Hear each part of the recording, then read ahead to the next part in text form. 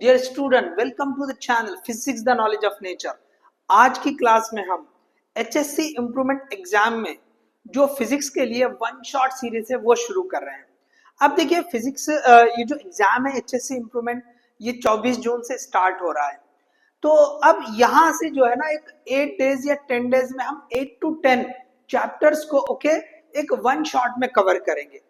इसका बेनिफिट ये रहेगा कि आपको जो है ना कम टाइम में कुछ ज्यादा जो गेन कर सकते हैं सिंपल वे में। क्या चीजें हमको पढ़ना चाहिए जिससे हम मार्क्स को गेन कर सके, ये जो है मोटिव है इस सीरीज का। तो चलिए आज जो सीरीज है उसमें सबसे पहला जो चैप्टर आता है that is we are having rotational dynamics. Already हमने इंपॉर्टेंट चैप्टर्स के से रिलेटेड एक वीडियो अपलोड की हुई है कि कौन से चैप्टर्स हमें पढ़ना चाहिए और क्यों पढ़ना चाहिए। तो उसी में से हमने ये पहला चैप्टर के बहुत बेसिक और फंडामेंटल होता है, तो रोटेशनल डायनामिक्स ये चैप्टर हम कवर कर रहे हैं। बड़ा चैप्टर है, 5 से 6 मार्क्स का जो है एग्जाम में आता है।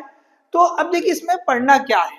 ओके, देखिए सबसे पहले जैसे सारे पॉइंट्स को हम बोलते चलेंगे तो जो आपको आसान है, जो चीजें 1 और 2 मार्क के लिए पूछ सकता है उसके ऊपर भी हम एम्फेसिस करेंगे।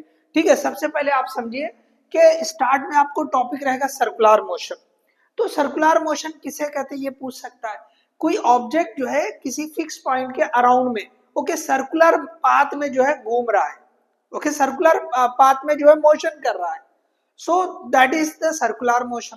ठीक है, कोई भी एक ऑब्जेक्ट फिक्स्ड ऑब्जेक्ट है उसके अराउंड में जो है ना सर्कुलर पाथ पे वो जो है ना ऐसे मोशन कर रहा है, so that is we are having circular motion.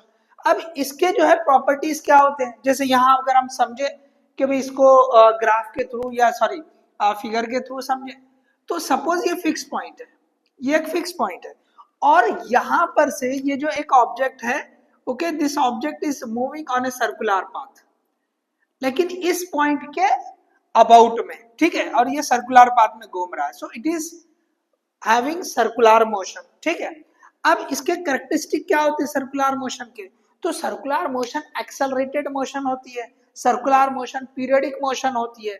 Accelerated मतलब क्या है कि भी इसकी वेलोसिटी बदलते रहती है। आगे आएगा बोलेंगे हम, ठीक है, वेलोसिटी इसकी बदलते रहती है, वेलोसिटी चेंज हो रही है मतलब एक्सेलरेशन है, so it is accelerated motion. Periodic particular एक फिक्स्ड इंटरवल के बाद वो उसी पाथ को रिपीट करती है, उसी मोशन को रिपीट करती है, उसी ट्रेजेक्टरी पे जो है ना घूमते रहती है सेम पाथ पे। जैसे ये यहां से जो है ऐसे घूम रहा है, सपोज ये एक चक्कर पूरा होगा, फिर से और एक चक्कर लगा रहे हैं, सो सेम इंटरवल में वो चक्कर कंप्लीट करती है, so it is called as periodic motion.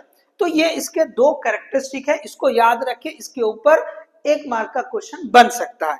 इसी तरह से उसके बाद आता है काइनेमेटिक्स, तो इसमें आपको ये रिलेशन पता रहना चाहिए, इसके ऊपर न्यूमेरिकल पूछ सकता है। ये जो है हमने इधर लीनियर जो है वेरिएबल रखे हैं, डिस्प्लेसमेंट, वेलोसिटी और acceleration. Linear displacement, linear velocity, linear acceleration.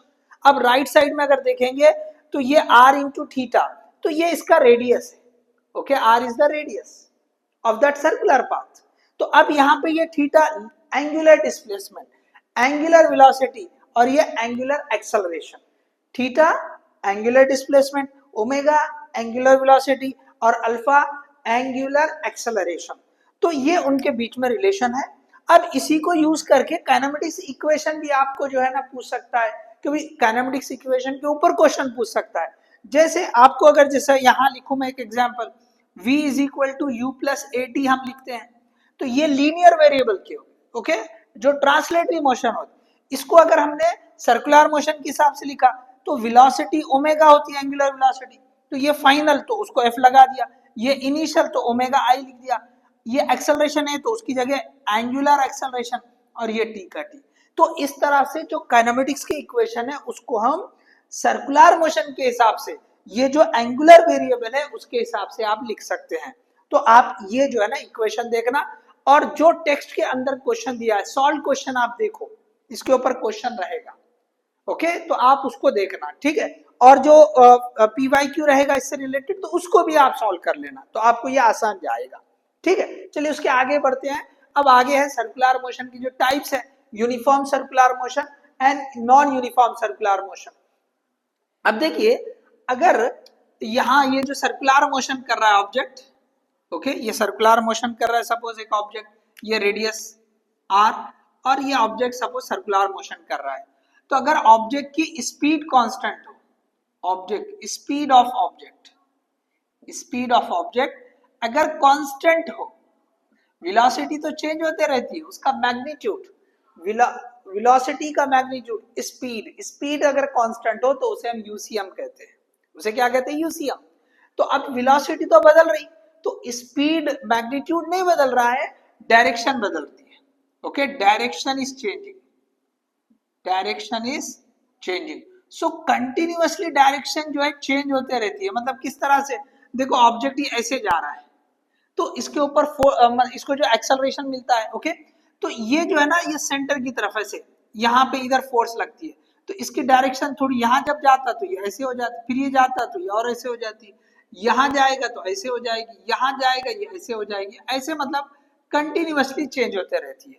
तो वो ऐसे घूम रहा है ना, सेंटर की तरफ उसको धक्का लगे, फोर्स लगेगी, सेंटर की तरफ फोर्स एक्ट होती है। तो ये जो एक्सेलरेशन हो रहा है वो डायरेक्शन में चेंज होने की वजह से हो रहा है। तो ये ऐसा, ओके, वेलोसिटी के चेंज होने से जो एक्सेलरेशन होता है उसको सेंट्रीपिटल एक्सेलरेशन कहते हैं। क्या कहते हैं उसे? सेंट्रीपिटल एक्सेलरेशन या रेडियल एक्सेलरेशन। ठीक है, यहां जो एक्सेलरेशन है, ओके, दिस इज टेंजेंशियल, ये स्पीड के चेंज होने की वजह से आ रहा है, मैग्नीट्यूड, ओके, वेलोसिटी का मैग्नीट्यूड चेंज होने से आ रहा है, इसको हम एटी बोल के लिख देते हैं, टेंजेंशियल। ओके, दो एक्सेलरेशन हो जा रहे हैं, एक है सेंट्रीपिटल। तो सेंट्रीपिटल जो है ना, ये जिस तरफ फोर्स लगेगी उसी तरफ एक्सेलरेशन होगा। तो यहाँ जो फोर्स लगती है टुवर्ड्स द सेंटर लगती है, आगे उसको भी एलाबोरेट करेंगे। ठीक है, नॉन यूसीएम में क्या होता है? Speed is not constant, speed is very changing. Okay, तो स्पीड चेंज हो रही और डायरेक्शन तो चेंज होती है, तो यहाँ पे स्पीड और डायरेक्शन दोनों चेंज हो रहे हैं। ओके, स्पीड और डायरेक्शन दोनों चेंज हो गए। तो ऐसे केस में तो अब डायरेक्शन तो दोनों भी केस में चेंज होती है, तो हम किससे याद रखेंगे? स्पीड से याद रखेंगे। स्पीड अगर कांस्टेंट है तो यूसीएम, और स्पीड अगर चेंज हो रही है तो नॉन यूसीएम। या ऐसे भी आप समझ सकते हैं कि जो एंगुलर वेलोसिटी है, एंगुलर वेलोसिटी, ओके, ये जो हम लिख रहे हैं, अगर एंगुलर वेलोसिटी कांस्टेंट रहेगी तो यूसीएम, एंगुलर वेलोसिटी कांस्टेंट नहीं है तो नॉन यूसीएम। इसको आप समझे। चलो, उसके बाद जो है एक्सियल वेक्टर्स। तो ये जितने हम यहाँ पे पढ़ रहे हैं, okay, angular displacement, angular velocity, angular acceleration, ये सारे के सारे जो है ना एक्सियल वेक्टर है। एक्सियल वेक्टर किसे कहेंगे? जिनकी डायरेक्शन अलोंग द एक्सिस होगी। जैसे ऑब्जेक्ट ऐसे घूम रहा है, तो जो घूम रहा है ना उसकी डायरेक्शन में आप फिंगर्स को कर्ल कर लो, ऐसे कर्ल करे तो ये डायरेक्शन जो है ना अलोंग द एक्सिस हो जाती है। मतलब जो सर्कुलर पाथ है, ये सर्कुलर पाथ है, इसके एक्सिस मतलब ये ऐसे घूम रहा है सपोज, तो ये अलोंग द एक्सिस। तो जो वेक्टर्स की डायरेक्शन अलोंग द एक्सिस होती है उसे हम एक्सियल वेक्टर्स कहते हैं। तो यहाँ पे जो सर्कुलर मोशन में वेरिएबल यूज हो रहे हैं या फिजिकल क्वांटिटीज यूज हो रहे हैं, displacement, linear displacement, sorry angular displacement, angular velocity, angular acceleration, तो ये जो सब है वो क्या है? एक्सियल वेक्टर्स है। अब इसके बाद आती है सेंट्रीपिटल फोर्स। तो को ऐसी फोर्स जो टुवर्ड्स द सेंटर एक्ट होती है, इसका मतलब है, और इसी फोर्स की वजह से सर्कुलर मोशन ऑब्जेक्ट करता है, अदरवाइज ऑब्जेक्ट सर्कुलर मोशन नहीं करेगा। मतलब यहाँ पे ये इस तरह से हम बता दिए। तो ये जो है ना, अगर यहाँ पे कोई ऑब्जेक्ट है तो ये फोर्स, ये ऐसे आगे जा रहा है, this is the speed, okay, ये वेलोसिटी है, सॉरी वेलोसिटी की डायरेक्शन है ये ऐसे, तो ये ऐसे जा रहे हैं, तो उसको फोर्स किधर लग रही? ऐसे लग रही। This is we are having FCP. Okay, तो जो सेंट्रीपिटल फोर्स है it is opposite to the direction of radius vector. तो ये सेंट्रीपिटल फोर्स, और रेडियस वेक्टर कैसा होता है? रेडियस वेक्टर अवे होता है, ये रेडियस वेक्टर की direction away from the centre. यहां पर भी आप बता सकते हैं, इधर बताएंगे, this is we are having r bar, okay, away from the centre. ठीक है, तो आप सिंपल याद रखो, centripetal force, the force which is acting towards the centre and due to which object is doing circular motion. तो ये जो है ना सबसे ज्यादा इंपॉर्टेंट है, यहां से आप समझ ले कि जो एग्जाम में पूछा जा सकता है वो इसकी डेफिनेशन भी पूछ सकता है, इसके कंपैरिजन को भी पूछ सकता है। तो याद रखिए, सेंट्रीपिटल फोर्स ऐसी फोर्स जो सेंटर की तरफ एक्ट होती है और इसी की वजह से ऑब्जेक्ट सर्कुलर मोशन करता है। ओके, तो अब यहाँ पे जो है ना जो फॉर्मूला बनता है इसका, so centripetal force is equal to m v square by r. Okay, तो अब देखो फोर्स का फार्मूला होता है मास इंटू एक्सेलरेशन, तो ये बन जाता है आपका mass into acceleration, mass into acceleration. तो कौन सा एक्सेलरेशन? Centripetal acceleration. तो ये सेंट्रीपिटल एक्सेलरेशन क्या हो जा रहा है? तो that is v square by r. तो अब देखो v का फार्मूला क्या लिखा था हमने? R omega. तो अगर ये रखेंगे तो ये बन जाएगा आर ओमेगा स्क्वायर। तो आप v स्क्वायर बाय आर भी लिख सकते हैं, आर ओमेगा स्क्वायर भी लिख सकते हैं। ठीक है, तो ये हो गया आपका सेंट्रीपिटल फोर्स।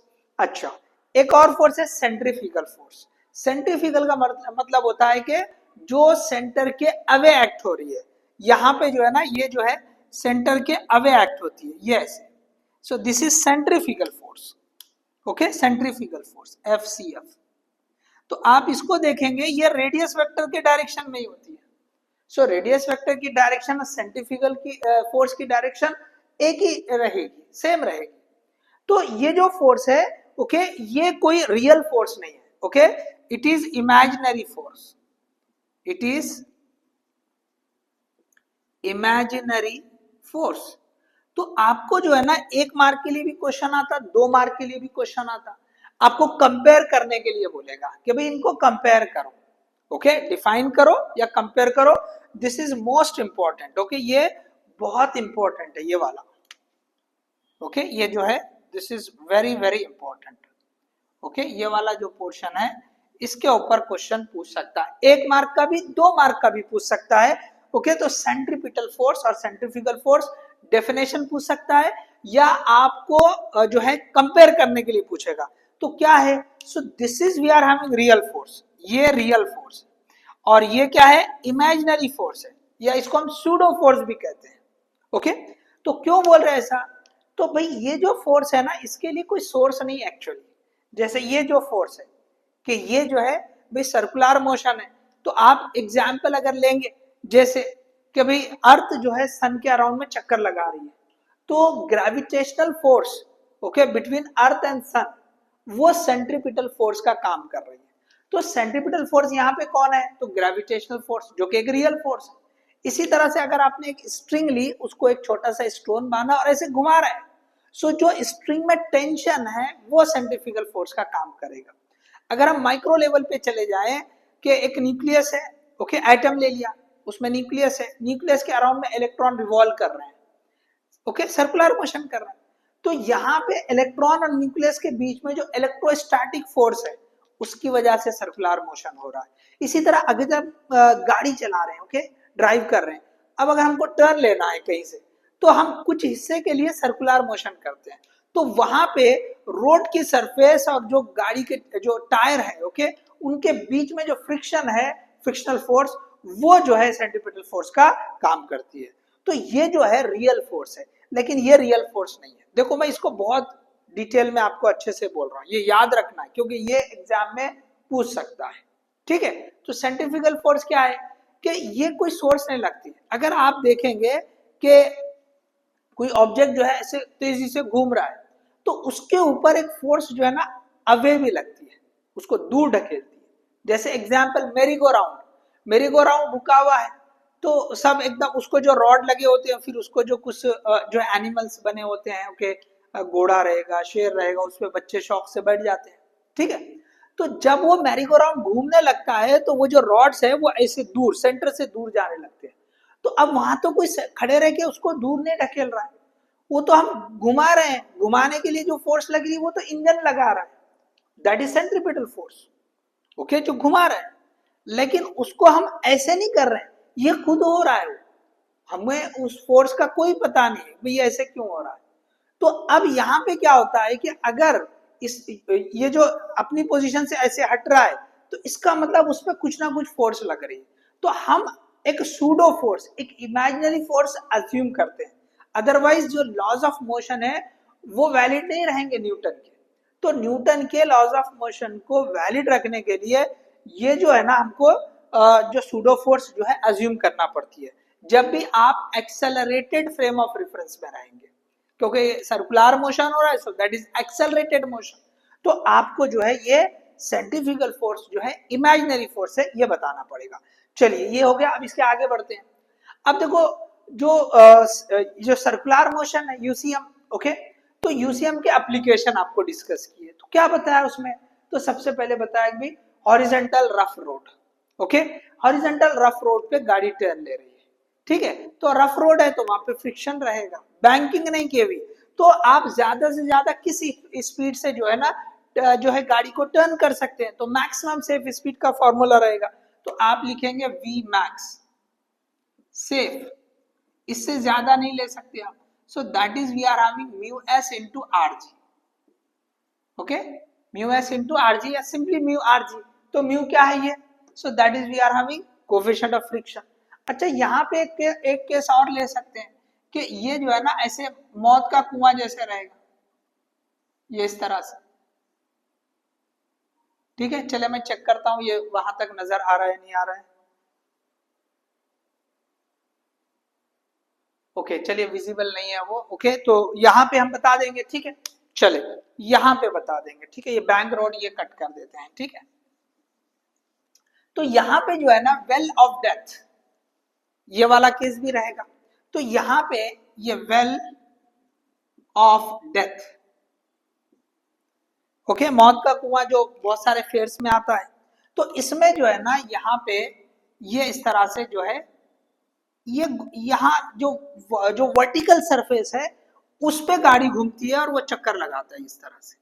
अभी भी जो मोशन है, ओके, वो सर्कुलर मोशन हॉरिजॉन्टल वाली है, ऐसी ही है, लेकिन जो रोड है जो सरफेस है, यहाँ पे जो सरफेस है वो हॉरिजॉन्टल ही है, लेकिन यहाँ पे जो सरफेस है वो वर्टिकल है।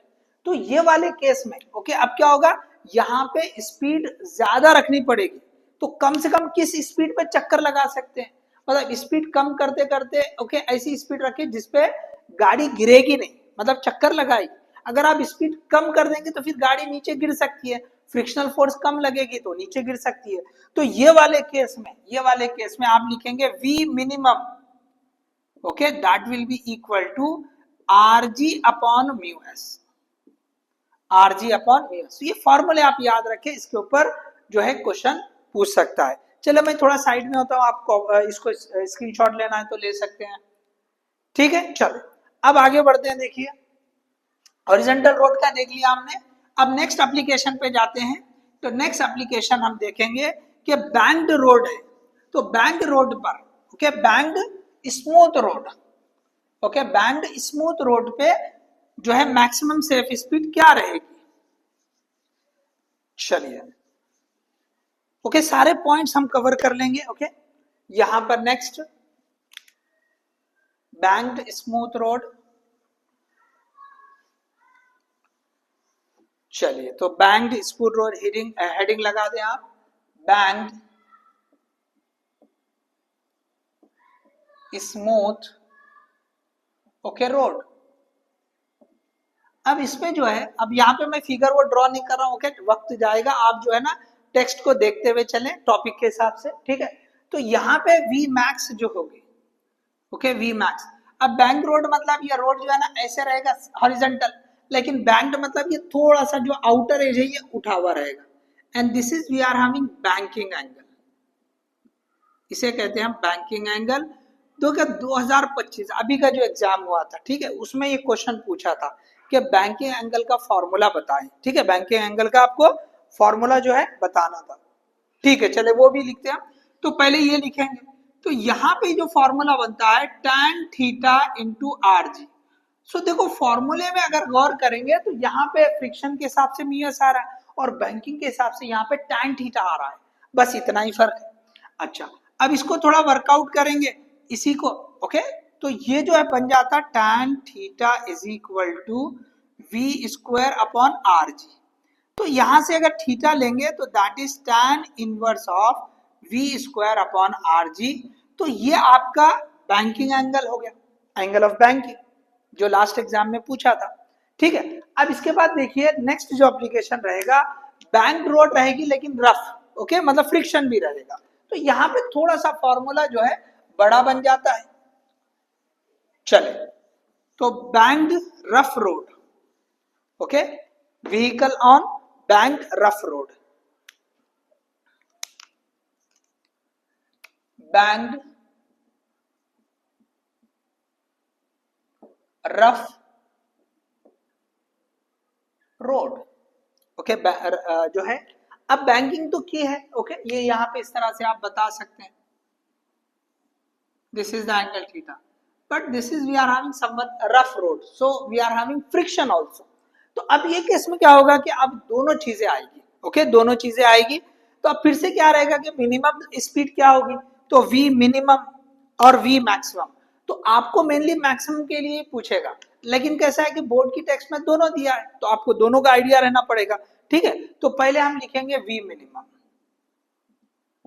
सो ये बड़े आप जो है स्क्वायर रूट में लिख दो, अंडर रूट जो है, अब tan थीटा भी आने वाला है और म्यू भी आने वाला है, तो आरजी तो दोनों में कॉमन था, आरजी दोनों में कॉमन था। अब tan थीटा और म्यू का जो कॉम्बिनेशन देखिए, तो यहाँ पे ये tan थीटा माइनस ये mu divide by 1 minus, okay, sorry 1 plus लिखना पड़ेगा क्योंकि ये वैल्यू छोटी है, मिनिमम वाली है, तो 1 plus tan theta into mu, या म्यू एस लिख सकते हैं आप, ठीक है। और इसी को अगर मैक्सिमम की बात करेंगे तो यहाँ पे हो जाएगी ये R G into tan theta plus mu, okay. अब वैल्यू बड़ी चाहिए तो न्यूमरेटर बड़ा होना चाहिए, तो एडिशन करके लिखेंगे नीचे, अब ये डिनोमिनेटर कम होना, तो 1 minus tan theta into mu, तो ये जो है आपके पास वैल्यू रहेगी। तो मेनली क्वेश्चन जो देगा वो इसके ऊपर पूछेगा, ठीक है, फॉर्मूले दोनों याद रखना चाहिए। अब इसी फॉर्मूले से ये वाला भी आएगा और इससे पहले वाला म्यू आर जी वाला भी आ सकता है। अगर आपने बैंकिंग नहीं की तो थीटा की वैल्यू 0 रहेगी, थीटा की वैल्यू 0 कर दो, आपको आंसर आएगा म्यू आर जी, ठीक है। और अगर स्मूथ सरफेस है, फ्रिक्शन नहीं है, तो म्यू का वैल्यू 0 हो जाएगा, इसको 0 कर दो, tan थीटा आर जी आ जाएगा, तो दोनों फॉर्मूले आ जाएंगे, ठीक है। चले अब आगे बढ़ते हैं नेक्स्ट एप्लीकेशन की तरफ, ओके, चले आप इसको कॉपी कर लो, ठीक है। चल अब नेक्स्ट एप्लीकेशन है conical pendulum, okay, conical pendulum. अब देखिए कोनिकल पेंडुलम में कुछ ज्यादा नहीं, आपको एक डेरिवेशन है टाइम पीरियड का, ओके, तो वहां पे क्या होता है कि भाई इस तरह से घूमता है कोनिकल पेंडुलम, कोनिकल पेंडुलम, ठीक है। अब देखो यहाँ पे ये इस तरह से एक फिक्स सपोर्ट पे, ओके, ये जो है ना ये ऐसे घूमेगा, ये ठीक है। तो ये जैसे हमने ये फिक्स सपोर्ट है, ये जो हमने जो है पेंडुलम की एक थ्रेड ले लिया, ये ऐसे, तो ये ऐसे ऐसे घूम रहा है, समझ में, कोन बनाते हुए घूमेगा, तो ये जो है कोन बनाते हुए घूमेगा, ये इस तरह से ऐसे ऐसे घूमेगा। तो यहाँ पे ये जो है इसके लिए जो एक फॉर्मूला डेरिवेशन है टाइम पीरियड के लिए, वो आपको वर्कआउट करना पड़ेगा, ठीक है। तो अब देखिए ये जो है ना, यहाँ पे आप किसी एक जगह पे बता दीजिए, यहाँ पे या यहाँ पे, और वर्कआउट कर लीजिए, इसको आप एंगल थीटा बोल दीजिए वर्टिकल के हिसाब से, और ये जो लेंथ एल है तो ये हो जाएगा आपका एल कॉस थीटा, क्या लिखेंगे इसको, एल कॉस थीटा। अब वर्कआउट करेंगे टाइम पीरियड का फॉर्मूला जो आएगा, so time period is equal to, यहां पर भी यही सिनारियो आता है, tan theta is equal to v square upon r g, okay, इसी से आप आगे बढ़ सकते हैं। तो टाइम पीरियड का फॉर्मूला होता है 2 pi under root, okay, l cos theta divide by g. तो देखो जो सिंपल पेंडुलम है उसमें 2 pi under root l by g होता है, और यहाँ पे कोनिकल पेंडुलम में एल कॉस थीटा आ जाएगा, ये वाली लेंथ सीधी, ठीक है। बस ये डेरिवेशन आप करें, इंपॉर्टेंट है, ओके, डेरिवेशन आपने करना है, ये डेरिवेशन करना है, ओके, ये डेरिवेशन आपने करना है, ओके, डेरिवेशन आप करें तो आपको जो है ना ये भी आने के चांसेस बहुत ज्यादा है। अब देखिए नेक्स्ट एप्लीकेशन जो है वीसीएम, नॉन यूसीएम का जो एप्लीकेशन है वो है वीसीएम, वर्टिकल सर्कुलर मोशन। अब इसमें देखिए क्या क्या आपको याद रखना जैसा रहता है, इसमें भी कुछ डेरिवेशंस हो सकते हैं, लेकिन मैं कुछ आसान चीजें, ओके, आसान से चीजें, ये डेरिवेशन क्यों बोला, ये डेरिवेशन आसान है, ओके, ये डेरिवेशन आसान है। इसी तरह जो अभी हमने देखे कि मैक्सिमम सेफ स्पीड, तो सिंपली अगर आपको फ्री बॉडी डायग्राम से, फ्री बॉडी डायग्राम आप अच्छे से कर सकते हैं, बहुत आसान सा कंसेप्ट है, तो आपको वो छोटे छोटे डेरिवेशन भी आ जाएंगे। लेकिन मेनली अगर फॉर्मूला भी याद रहेगा, अगर एक भी न्यूमेरिकल इस पे पूछ लेता है तो आपको वो मार्क्स पक्के हो जाएंगे। क्यों? तो क्वेश्चन आसान बनेगा। क्यों? तो जो फॉर्मूला है वो बहुत आसान है। ठीक है, चलो, तो स्ट्रेट फॉरवर्ड क्वेश्चन उसके ऊपर मिल सकता है। तो अब नेक्स्ट देखिए vertical circular motion. Vertical circular motion, तो ये जो है ना नॉन यूसीएम का एग्जांपल है। नॉन यूसीएम का एप्लीकेशन। तो अब ये जो है ना वर्टिकल, तो ये वर्टिकल प्लेन, ये जो सर्कुलर मोशन होगी वो जो है ना इस तरह से रहेगी, इस तरह से रहेगी। तो यहाँ पे जो है ना ऐसे 4 पॉइंट ले लिए जाते हैं। ठीक है, आप यहाँ पे जो है जो भी आप नाम देंगे, हम ऐसे जो बोर्ड की बुक में दिया है वही आप सेम टू सेम हम यूज करेंगे। तो सबसे ऊपर देखिए यहाँ पे ए दे रखा है, यहाँ पे बी है और यहाँ पे सी और ये डी है। इस तरह से जो है 4 नेम्स दे रखा है। ठीक है, तो अब देखिए अलग अलग जगह पे आपको जो है ना बताएगा। यहाँ पे जो है कितना टेंशन आएगा, ए पे, बी पे, सी पे, डी पे। तो आपको टेंशन जो है याद रखना अच्छे से। तो याद रखो, देखो टेंशन जो है, अगर हम ए पॉइंट की बात करेंगे, ओके, ए पॉइंट पे बात करेंगे, तो यहाँ पे देखो टेंशन जो है ना ये इस तरफ, ठीक है, और इधर mg भी लगेगा, और यहाँ पे जो है ना ऊपर की तरफ ये mv² अपॉन आर। अब ये क्या है? तो ये सेंट्रीफ्यूगल फोर्स है। आप ऐसे जो घुमा रहे हो तो सर्कुलर मोशन कर रहे हैं, तो सर्कुलर मोशन अगर ऑब्जेक्ट करेगा तो क्या होगा कि उस पे जो है सेंट्रीफ्यूगल फोर्स लगेगी। तो कितनी लगेगी? तो ये mv² अपॉन आर लगेगी। सेम मैग्नीट्यूड उतना ही है जितना सेंट्रीपिटल फोर्स का होता है। तो यहाँ पे मैं सिंपली जो है ना जो पॉइंट लिखते चलता हूं। तो देखो यहाँ पे ये टेंशन T, तो यहाँ ए पॉइंट पे अगर देखेंगे, ए पॉइंट पे, तो आप यहाँ देख लीजिए ये T plus mg is equal to mv² upon are.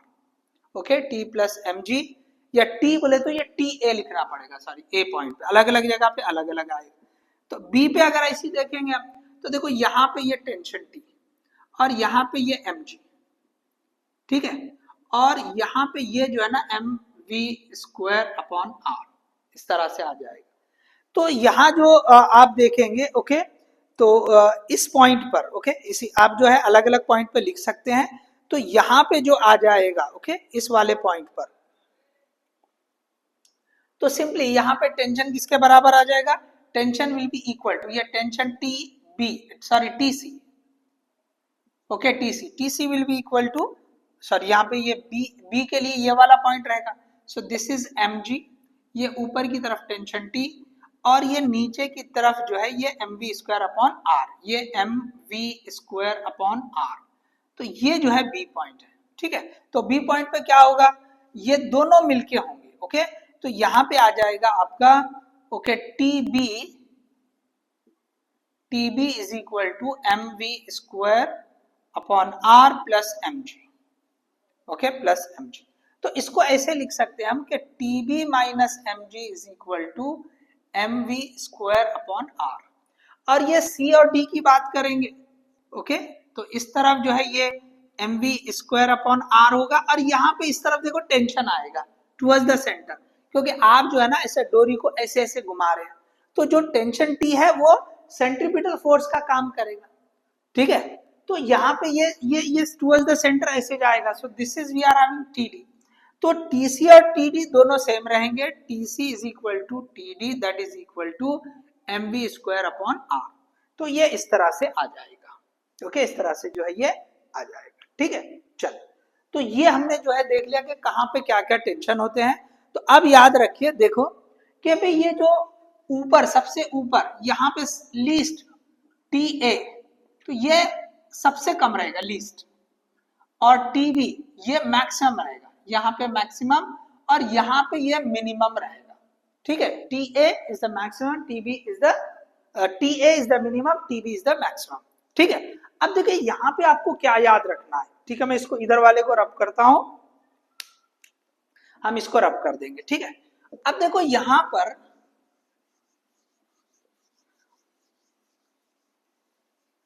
आसान याद रखने के हिसाब से बोल रहा हूं। देखो सबसे ज्यादा नीचे वाले पॉइंट पे TB minus TA is equal to 6 mg होता है, और TB माइनस TC या TB minus TD that is equal to 3 mg, या इसी तरह से TC माइनस TA या TD minus TA is equal to 3 mg होता है।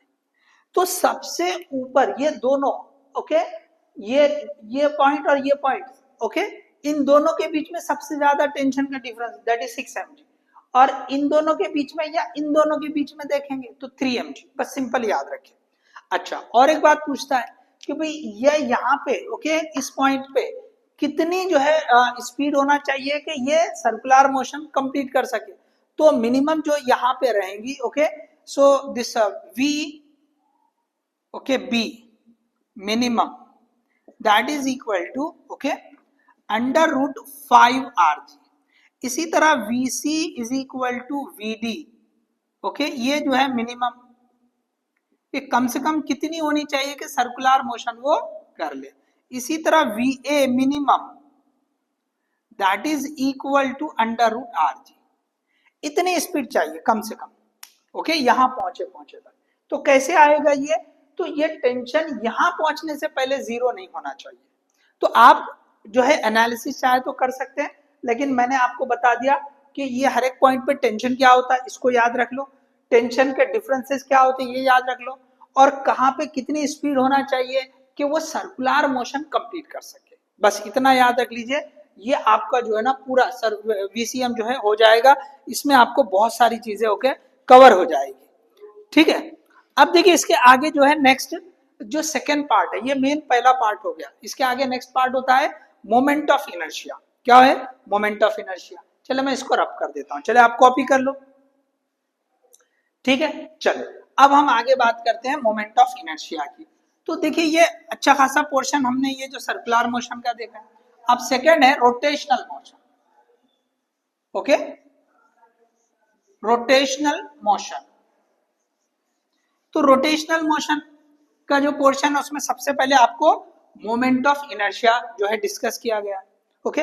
तो मोमेंट ऑफ इनर्शिया क्या है, तो इनर्शिया से आप समझ सकते हैं इनर्शिया क्या है, किसी भी ऑब्जेक्ट की ऐसी एबिलिटी जो उसकी ट्रांसलेटरी मोशन को अपोज करती है, ओके, जो भी उसकी स्टेट हो, रेस्ट में है या जो है मोशन में है, तो वो जो स्टेट होती है उसके चेंज को अपोज करती है। रेस्ट में है तो रेस्ट में ही रहना चाहेगी, अगर मोशन में है यूनिफॉर्म मोशन में तो यूनिफॉर्म मोशन में ही रहना चाहेगी। तो ये ट्रांसलेटरी मोशन के हिसाब से बात कर रहे हैं। अगर यही एबिलिटी को हम रोटेशनल मोशन के हिसाब से बोलेंगे तो वो हो जाता है मोमेंट ऑफ इनर्शिया। तो आपको सबसे पहले moment of inertia, starting point क्या है, moment of inertia, okay, moment of inertia, okay, MI। चले ये सिंपली इसको जो है ना डिनोट किया जाता है I से, ठीक है, हम शॉर्ट में लिखते हैं MI मगर डिनोट किया जाता है उसको I से। तो देखिए अब ये जो है ना, ऐसे अगर यहाँ पे एक बॉडी ले लिया हमने, तो यहाँ से एक एक्सिस ले लिया, अब ये इस एक्सिस के अराउंड में घूम रहे हैं, तो यहाँ पे सपोज कोई कुछ पार्टिकल है जिसका मास ये M1, ये M2, ये M3, यहाँ से ये डिस्टेंस R1, ये डिस्टेंस ये R2, ये डिस्टेंस ये R3, आपको परपेंडिकुलर डिस्टेंस देखना रहेगा, ठीक है, जो भी वहां से डिस्टेंस है वो परपेंडिकुलर डिस्टेंसेस है, ठीक है, हमने ये परपेंडिकुलर डिस्टेंसेस लिया, ठीक है। समझने के लिए आसान फिगर ड्रॉ की, तो मोमेंट ऑफ इनर्शिया जो होगा that will B mr1 square plus mr2 square plus ये m1 m2 ये m3 r3 स्क्वायर। तो इस तरह से जितने भी होंगे, अगर एक ही जो है मास रहेगा तो simply I is equal to हम लिखेंगे mr स्क्वायर। ये आपका बेसिक फॉर्मूला होगा। अब देखिए इसमें जो है ना दो लॉज आपको जो है ना, दो थ्योरम सॉरी डिस्कस किए हैं। एक है परपेंडिकुलर एक्सिस थ्योरम, ओके, या पहले लिखता हूं मैं पैरेलल एक्सिस थ्योरम, ठीक है। तो पैरेलल एक्सिस थ्योरम इसका डेरिवेशन करें, ठीक है। अब उसमें क्या होता है कि भाई अगर आपको ये जो सेंटर से जो जा रहा है, ओके, इसको हम बोलते हैं सेंटर से जाने वाला जो मोमेंट ऑफ इनर्शिया, अगर आपको इससे r डिस्टेंस पर, इससे ये r डिस्टेंस पर है, ये पता करना है कि मोमेंट ऑफ इनर्शिया क्या होगा, तो यह कहता है कि this I will be equal to I C plus ये जो मास रहेगा m r square. This is we are having parallel axis theorem. अब दूसरा है perpendicular axis theorem. Okay, perpendicular axis theorem. अब देखिए ये भी आपको जो है ना इंपॉर्टेंट है। तो ये क्या है, 2 डायमेंशनल के लिए। ओके, तो अगर प्लेन ऑब्जेक्ट है ये इस तरह से, तो यहाँ पे जो है ना ये इस तरह से 2 अगर हमने ले लिए, ठीक है, ये 2, और तीसरा क्या होगा, ये जो है ना z एक्सिस, ये x ये y। तो यहाँ पे ये जो परपेंडिकुलर होगा I z will be equal to I x plus I y. ये आपको जो है परपेंडिकुलर एक्सिस थ्योरम है। तो ये बहुत इंपॉर्टेंट है। Okay, this is also important. ये दोनों थ्योरम इंपॉर्टेंट है। ओके, ये आपने करना चाहिए, इसका डेरिवेशन करना चाहिए। ठीक है, चलो अब देखिए इसके बाद जो है आपको रेडियस ऑफ गायरेशन का डेफिनेशन, कि भाई रेडियस ऑफ गायरेशन क्या है। तो अगर कोई एक ऑब्जेक्ट है, ओके, उसका जो मोमेंट ऑफ इनर्शिया है, अगर उसको हम पॉइंट मास में कन्वर्ट कर लें, तो हमको कितने डिस्टेंस पे रखना पड़े कि उसका मोमेंट ऑफ इनर्शिया सेम रहे। तो वो जो डिस्टेंस है जिसमें मोमेंट ऑफ इनर्शिया सेम आएगा उसे रेडियस ऑफ गायरेशन कहते हैं। ओके, अब रेडियस ऑफ गायरेशन अलग अलग के हिसाब से आप चेक कर सकते कितना आ रहा है। ठीक है, जैसे रिंग का ले लिया, डिस्क का ले लिया। ठीक है, तो अब यहाँ पे आपको वो भी वर्कआउट करना है कि ये जो अलग अलग जो ऑब्जेक्ट्स हैं, ओके, रिंग का मोमेंट ऑफ इनर्शिया सेंटर से अगर जो पास हो रहा है एक्सिस उसके लिए क्या होगा, और ये जो है, चले आप पहले इसको कॉपी करें, ये कॉपी कर लें आप। ठीक है, चलो मैं इसको रब करता हूं।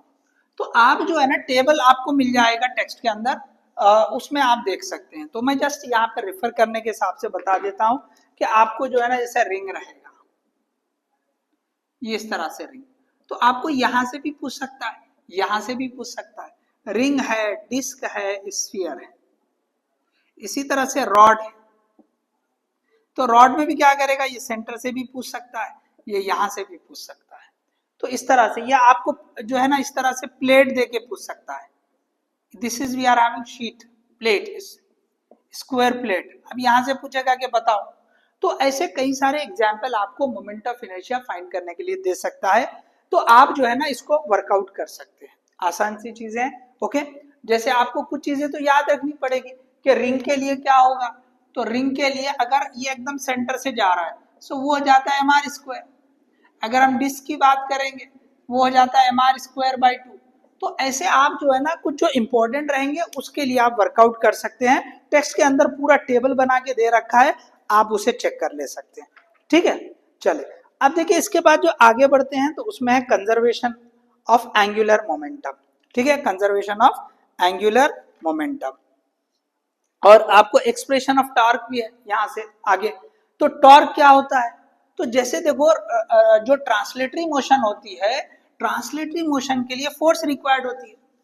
ओके, तो इसी तरह से अगर कोई ऑब्जेक्ट को रोटेशनल मोशन में रखना है, ओके, उसको स्टेट से मतलब उसको रोटेट करवाना है, तो उसके लिए जो लगेगी मोमेंट ऑफ फोर्स, या उसी को हम कहते हैं टॉर्क। उसे क्या कहते हैं, टॉर्क। रोटेशनल मोशन के लिए टॉर्क, ट्रांसलेटरी मोशन के लिए फोर्स। बस ये आप समझ लीजिए। ओके, फोर्स का काउंटर पार्ट समझ लीजिए। ओके, इधर ये ट्रांसलेटरी मोशन में, वो रोटेशनल मोशन में। तो आपको जो है ना इसका जो है एक्सप्रेशन है, तो आप वो वर्कआउट कर सकते हैं। टाउ टॉर्क का derivation, expression of torque. Okay, tau is equal to I alpha. Derivation आपको वर्कआउट करना पड़ेगा, इंपॉर्टेंट डेरिवेशन। अब इसके साथ में एक और है, okay, conservation of angular momentum. Conservation of angular momentum. Okay, तो ये भी इंपॉर्टेंट डेरिवेशन है। ओके, तो सेम जैसे आप जो है ना कंजर्वेशन ऑफ लीनियर मोमेंटम पढ़ते हैं। अगर किसी ऑब्जेक्ट पे नेट फोर्स 0 लग रही है तो उसका मोमेंटम, लीनियर मोमेंटम कांस्टेंट होता है। इसी तरह से अगर net torque, okay, tau net is equal to 0, then okay, if tau net is equal to 0, then angular momentum को किससे लिखते हैं, L. So then angular momentum will be conserved. Angular momentum will be conserved. Okay, will be conserved. तो आपको यहाँ पे simply के भी ये जो टाउनेट है, ओके, तो ये आप वर्कआउट कर सकते हैं. ठीक है, तो जैसे हम जो है ना फोर्स का फॉर्मूला पढ़ते हैं, चलो मैं यहाँ पे बताता हूँ. तो फोर्स इज इक्वल टू लिखते हैं हम dp बाई dt. इसी तरह टॉर्क लिखेंगे, ये लीनियर मोमेंटम, तो यहाँ एंगुलर मोमेंटम आ जाएगा dl बाई dt. ओके, तो क्या बोल रहा है कि टॉर्क जीरो, तो dl by dt is equal to zero. तो यहाँ पे डेरिवेटिव किसका, L का जीरो, एंगुलर मोमेंटम का डेरिवेटिव जीरो, इसका मतलब क्या होगा, L इज कांस्टेंट. तो इस तरह से आप इसको प्रूफ कर सकते हैं. ओके, तो ये भी जो है काफी इंपॉर्टेंट रहेगा, तो आप इसको भी वर्कआउट कर सकते हैं. अब देखिए लास्ट टॉपिक आता है इसमें. ओके, अच्छा, इसके कुछ एप्लीकेशन है कंजर्वेशन ऑफ एंगुलर मोमेंटम के, और ये L का फार्मूला भी यहाँ पे आपको आ जाता है. L का relation L is equal to I omega, ये आपको यहाँ मिलके आ जाएगा. ठीक है, तो अब इसके ऊपर क्वेश्चन है, इसके कुछ एप्लीकेशन है. तो एप्लीकेशन क्या है, एक है स्विमर का एग्जांपल है और एक बैलेट डांसर का है. ओके, बैलेट डांसर का, तो दोनों एप्लीकेशन हम यहाँ देख सकते हैं. चलिए आप पहले पॉज करके कॉपी कर लो. ठीक है, चलो अब देखो यहाँ पे जो एप्लीकेशन है ये कंजर्वेशन की है. Okay, conservation of angular momentum, इसके एप्लीकेशंस, इसको भी याद रखो. ठीक है, यहाँ पे ये एप्लीकेशंस लिख रहा हूं मैं, एप्लीकेशंस. तो पहला एप्लीकेशन है बैलेट डांसर, बैलेट डांसिंग, और दूसरा है स्विमिंग. ओके, अब ये जो दूसरा एग्जाम्पल है, okay, diving in swimming pool. Okay, ऐसा लिखते हैं, डाइव जो करते हैं, डाइविंग इन स्विमिंग पूल. तो सॉरी, यहाँ पे स्विमिंग पूल कर दें. तो देखो ये जो है ना बैलेट डांसर, आपने जैसे जो आइस फ्लोर जो होती है उसके ऊपर वो डांस करते रहते हैं, तो एकदम तेजी से कभी घूमते कभी स्लो भी हो जाते हैं. तो जब तेजी से जो घूमते हैं तो क्या करते हैं, पूरी अपनी बॉडी को एकदम करीब ला लेते हैं. तो करीब लाने से क्या होता है कि मोमेंट ऑफ इनर्शिया कम हो जाता है. तो अब देखो ये L is equal to I omega, तो एक्सटर्नली कोई टॉर्क नहीं लग रहा है, वो खुद ही घूम रहे हैं. ओके, कोई ऐसे उनको धक्का नहीं दे रहा है, कोई ऐसे घुमा नहीं रहा है, तो ये तो कांस्टेंट है. So this is we are having constant. तो अगर एकदम बॉडी को करीब लाने से ये डिक्रीज हो जाएगा तो ओमेगा बढ़ेगा. ओके, तो क्या होगा, जैसे वो करीब आते हैं पूरी बॉडी को समेटते हैं तो स्पीड बढ़ जाती है, ओमेगा बढ़ जाती है, घूमने की स्पीड बढ़ जाती है. घूमने की स्पीड क्या हो जाती है, ये बढ़ जाती है. इसी तरह से अगर उन्हें ऐसे स्ट्रेच कर लेते हैं पूरे, तो स्पीड कम हो जाती है. घूमते घूमते उन्हें ऐसे स्ट्रेच करेंगे तो वो घूमने की स्पीड जो है ना, ये ओमेगा डिक्रीज हो जाती है. तो ये आप इस तरह से स्विमिंग जो करेंगे, सॉरी डाइव करेंगे स्विमिंग पूल में, तो क्या होता है, ऐसे डाइव करते वक्त क्या होता है कि कितने ऐसे चक्कर लगाना है, तो एकदम उन्हें अपनी बॉडी को करीब करते हैं, ऐसे दूर से ऐसे घूमते नहीं है.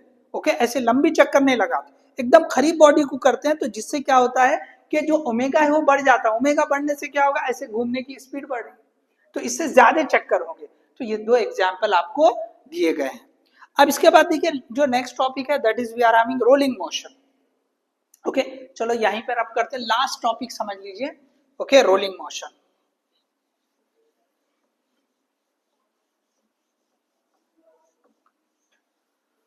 ओके, तो रोलिंग मोशन, तो यहां पे ओके रोलिंग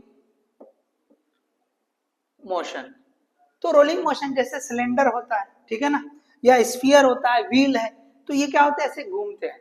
तो ये जैसे मैंने अगर ये व्हील बना दिया मैंने, ये चलो ये व्हील है, तो जब ये घूम रहा है तो क्या होता है कि ये रोटेशन भी, रोटेशनल मोशन भी करता है और ट्रांसलेटरी मोशन भी करता है.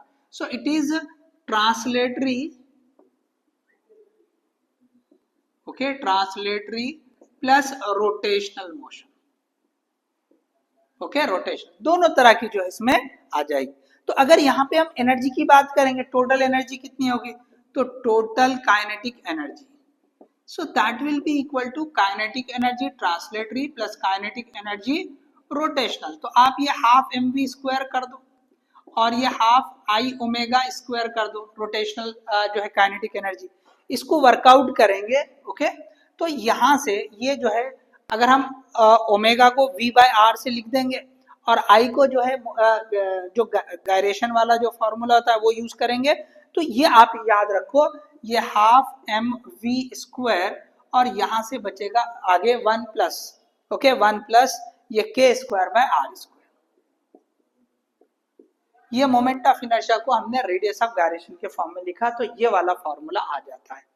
तो अब देखिए ये जो है ना इसके थ्रू, ओके अब एक एग्जांपल दिया है rolling motion on incline plane, एक एग्जांपल ऐसा दिया हुआ है तो यहां से आपने ये बॉल को छोड़ दिया तो ये ऐसे रोल करते हुए आ रहा है, रोल करते हुए आ रहा है, ओके ये अगर यहाँ पे ये अगर सरफेस स्मूथ रहेगी तो स्लिप होते हुए आएगा, ओके अगर रफ रहेगी तो फिर क्या होगा, वो रोलिंग करेगा। तो प्योर रोलिंग के लिए क्या है, वो सरफेस रफ रहना जरूरी है। तो अब इसके लिए जो है ना आपको इतनी डेप्थ में तो नहीं जाएगा, लेकिन आपको पूछा है कि भाई वो स्पीड क्या होगी, वो हाइट कितनी होगी, ठीक है एक्सेलरेशन कितना होगा। जैसे आप जो है फर्स्ट 3 इक्वेशन जो वर्कआउट करते हैं काइनेमेटिक्स के, उसके ऊपर जो है इससे रिलेटेड कुछ पॉइंट्स बन सकते हैं। तो अब इसके बाद देखिए लास्ट में जो है ना ये जो काइनेटिक एनर्जी और ये रोटेशनल एनर्जी और ये टोटल का इनका रिलेशन रेशो क्या आती है, ओके तो काइनेटिक एनर्जी का जो रेशो बनता है, ओके यहाँ पे बताते, ये रब कर देता हूं मैं, लास्ट सबसे लास्ट इक्वेशन, ओके सबसे लास्ट इक्वेशन आपसे ये जो है ना रेशो पूछता है। क्या रेशो पूछेगा, ट्रांसलेशनल काइनेटिक एनर्जी, ओके चलो ऐसे लिखता हूं, के ई ट्रांसलेशनल, के ई रोटेशनल, के ई टोटल, ओके तो ये सिंपली 1 हो जाएगी, ये हो जाएगी k² प्लस r², और टोटल इनको मिलाकर है, टोटल इनको मिलाकर है तो इस टू 1 प्लस k²/r², ये इस तरह से जो है आ सकती है, ठीक है। तो अब देखिए ये तो हमने बता दिया, ठीक है इस तरह से। तो अगर किसी ऑब्जेक्ट की बात करें, रिंग की, स्फीयर की, किसी के लिए बात करें तो आपको जो है ना टेक्स्ट में आखिरी लाइन पे हॉलो स्फीयर का केस दिया है, तो हॉलो स्फीयर के केस में k की वैल्यू क्या होगी उसके हिसाब से वर्कआउट करें तो आपको आ जाता है। तो ये थी सारी चीजें, ओके तकरीबन पूरे पॉइंट्स को हमने कवर किया है कि अब हम आपको जो जो पॉइंट्स बोले हैं इंपॉर्टेंट, ओके वो आपने अच्छे से करना है। सबसे पहले बेसिक आपने जो है सर्कुलर मोशन का, उसके बाद जो एग्जाम में पूछे जाने की बहुत ज्यादा चांसेस है, ओके कैरेक्टरिस्टिक पूछ सकता है कि भाई पीरियडिक मोशन किसे कहते हैं, सर्कुलर मोशन जो है एक्सेलरेटेड मोशन है उसको जस्टिफाई करें पूछ सकता है। इसी तरह से आगे जो है ना सेंट्रीपिटल और सेंट्रीफ्यूगल फोर्स इनको कंपेयर करने के लिए पूछ सकता है।